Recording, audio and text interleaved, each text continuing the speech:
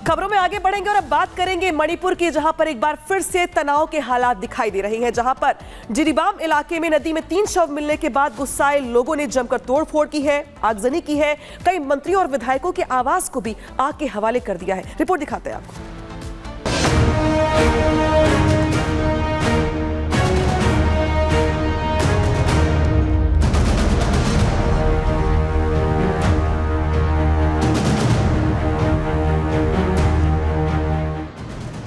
हत्या, तोड़फोड़ और आगजनी। मणिपुर एक बार फिर हिंसा की आग में झुलस रहा है। मणिपुर में हिंसा का दौर एक बार फिर लौट आया है। पिछले 1 साल से पूर्वोत्तर के इस इलाके में संघर्ष तो जारी ही था, लेकिन अब फिर से हालात बेकाबू होते दिखाई दे रहे हैं। केंद्र की सरकार का दोबारा AFSPA लगाना भी बिगड़ते हालात की तस्दीक करता है। मणिपुर के कई जिले इस समय कर्फ्यू की चपेट में हैं। इंटरनेट की सेवाओं को बंद कर दिया गया।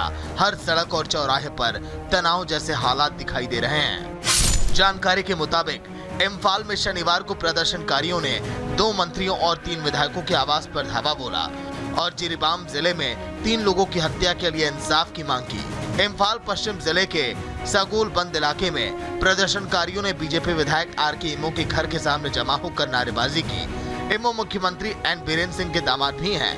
प्रदर्शनकारियों ने 3 लोगों की मौत पर सरकार से उचित कार्रवाई की मांग की है। अधिकारियों से 24 घंटे के भीतर अपराधियों को गिरफ्तार करने की अपील की है।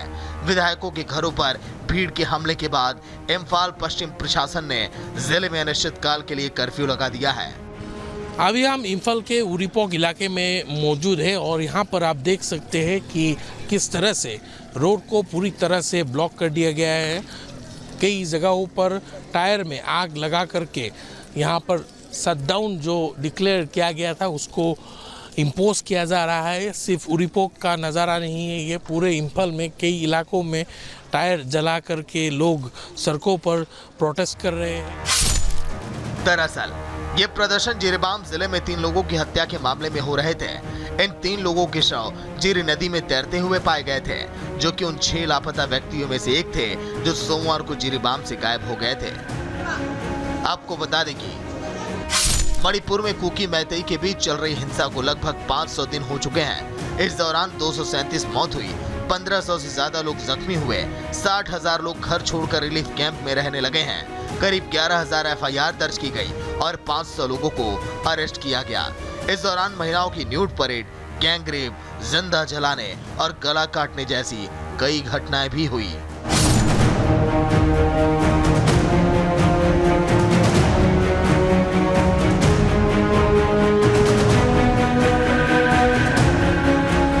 अब मणिपुर 2 हिस्सों में बढ़ चुका है। पहाड़ी जिलों में कुकी है और मैदानी जिलों में मैतेई। दोनों के बीच अब सरहदें खींची हैं, जिन्हें पार करने का मतलब है मौत। Bureau report, Republic Bharat. Manipur धधक रहा है और ये जो आग बीते 1 साल से लगी हुई है वो बुझने का, थमने का नाम नहीं ले रही है, शांत नहीं हो रही है। ताजा हालात किस तरीके के हैं वो आपने इस रिपोर्ट के जरिए देखा और हमारे संवाददाता अनिरुद्ध की एक रिपोर्ट अब आपको दिखाते हैं, जहां पर उन्होंने उस जगह पर जाकर जायजा लिया है जहां घर को आग के हवाले कर दिया गया। अभी हम मणिपुर के मंत्री गोविंदास कंथोजाम के घर पर है और उनके घर पर कल रात को आगजनी लगा दी गई थी। मॉब यहाँ पर बड़ी तादाद में आ गए थे और उन लोगों ने आकर के पूरे घर को तहस नहस करते हुए पूरे घर को आग लगा दी।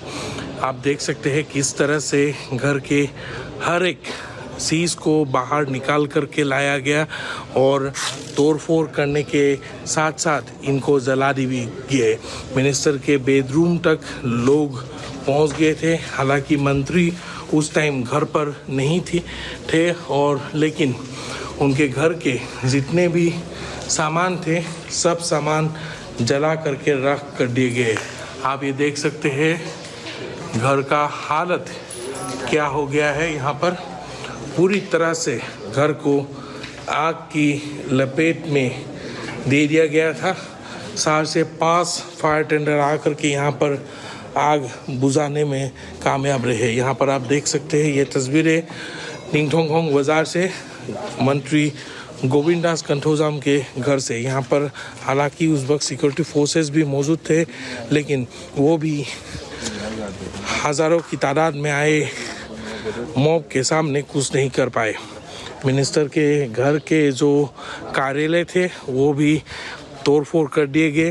ये सारा कैंपस हम दिखा रहे हैं। कैंपस में भी आप देख सकते हैं किस तरह से पूरे कैंपस में तोड़फोड़ किए गए। चारों तरफ आग लगाए गए सामान बिखरे पड़े हैं। यहाँ पर ये है निंगथोंग बाजार के मंत्री गोविंदास कंठोजाम का घर। रिपब्लिक भारत के लिए मैं अनिरुद्ध भगत, इम्फाल से। और चलिए आगे बढ़ते हैं और अब बात कर लेते हैं प्रधानमंत्री नरेंद्र मोदी के नाइजीरिया दौरे की। प्रधानमंत्री नरेंद्र मोदी नाइजीरिया में इस वक्त मौजूद हैं और इस वक्त बड़ी खबर ये सामने आ रही है कि नाइजीरिया अब अपने सर्वोच्च सम्मान प्रधानमंत्री नरेंद्र मोदी को सम्मानित करने वाला है। जी हाँ, grand commander of the order से सम्मानित किया जाएगा प्रधानमंत्री नरेंद्र मोदी को। आपको बता दें कि 1969 में क्वीन एलिजाबेथ को यह सम्मान मिला था और इसके बाद अब प्रधानमंत्री नरेंद्र मोदी को यह सबसे बड़ा सम्मान मिलने जा रहा है और नाइजीरिया ये सम्मान देगा। तो प्रधानमंत्री मोदी आज कई देशों की यात्रा पर है। पीएम मोदी नाइजीरिया, ब्राजील के साथ साथ गयाना की यात्रा में है। अपनी यात्रा के पहले चरण में पीएम मोदी नाइजीरिया पहुंचे हुए हैं, लेकिन इसके ठीक बाद पीएम मोदी ब्राजील जाएंगे, जहां पर शिखर सम्मेलन में वो शामिल भी होने वाले हैं। कितना इंपॉर्टेंट है ये पूरी यात्रा, दिखाते इस रिपोर्ट के जरिए। Modi ji, you are welcome. जय जय मोदी, हर हर मोदी, घर घर मोदी। नाइजीरिया में नमो नमो। नाइजीरिया, ब्राजील और गुयाना, 3 देशों की यात्रा पर निकले प्रधानमंत्री नरेंद्र मोदी सबसे पहले नाइजीरिया पहुंचे हैं, जहां उनका जोरदार स्वागत किया गया।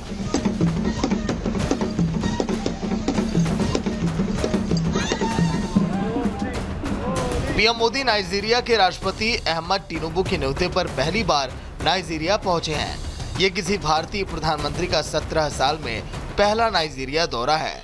मोदी से पहले साल 2007 में तत्कालीन PM doctor Manmohan Singh Nigeria के दौरे पर गए थे।